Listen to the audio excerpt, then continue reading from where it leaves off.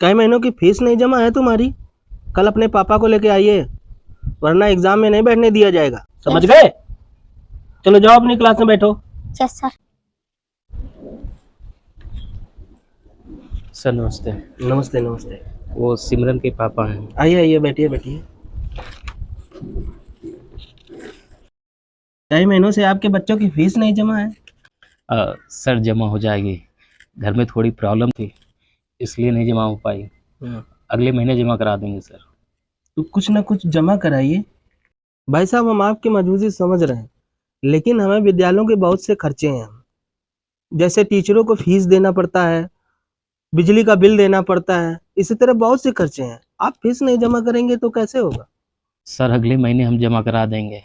दरअसल सर हमारी जॉब छूट गई थी, इस वजह से नहीं जमा कर पाए। अरे अगले महीने फीस जमा कर, कल एग्जाम है, कुछ ना कुछ व्यवस्था करके अपनी फीस जमा कराइए।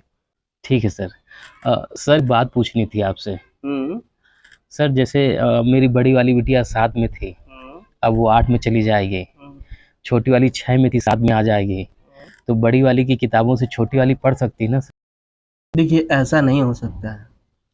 तो वो जमाने अलग थे हम आपके, कि एक किताब आ गई और सारे भाई बहन जितने हैं सब पढ़ लिए। लेकिन अब नहीं हो सकता भाई साहब।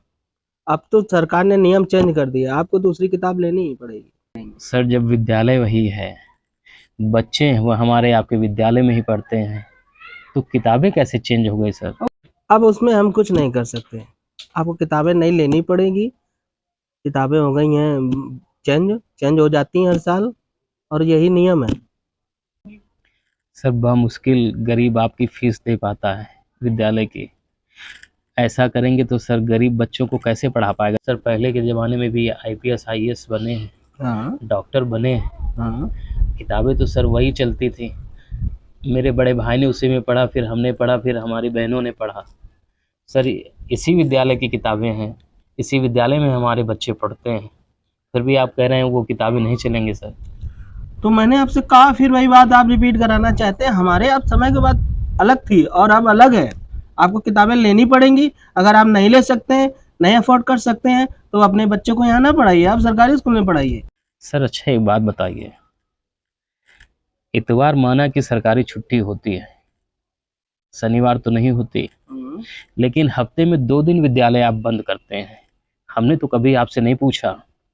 5 घंटे सरकारी स्कूलों में पढ़ाई होती है, 5 से 6 घंटे, आप लोग मात्र 3 घंटे पढ़ाते हैं। हमने तो उस पर क्वेश्चन मार्क नहीं लगाया। अब हमसे बहस कर रहे हैं। अब हम स्कूल चला रहे हैं कि हम आपकी ये बकबक सुनने के लिए बैठे हैं? एक तरफ सरकार जहां बेटी बचाओ बेटी पढ़ाओ का नारा दे रही है, वहीं आप शिक्षा को व्यापार बना रखे हैं।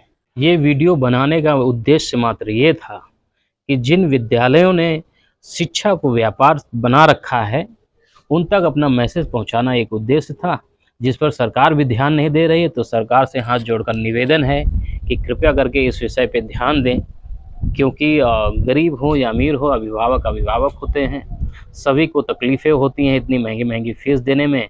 और हाँ, एक चलन और चल गया है कि हमें और आपको याद होगा कि हमें जिस किताब की ज़रूरत रहती थी वो मार्केट से ले लेते थे, और जो ज़रूरत नहीं रहती थी, वैसे ज़रूरत तो हर किताबों की होती है, लेकिन ज़रूरत के अनुसार एक एक करके ले आते थे अपने बजट के हिसाब से।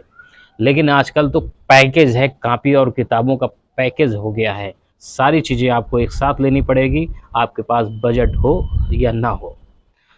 अगर किसी अध्यापक ने ये वीडियो देखा है, अगर मेरी बातें कड़वी लग रही हैं या अच्छी लग रही हैं, और या और किसी को कुछ कहना है, तो कृपया करके कमेंट्स बॉक्स खुला है, उस पर कमेंट्स करें।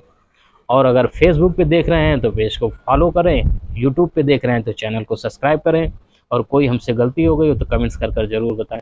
धन्यवाद।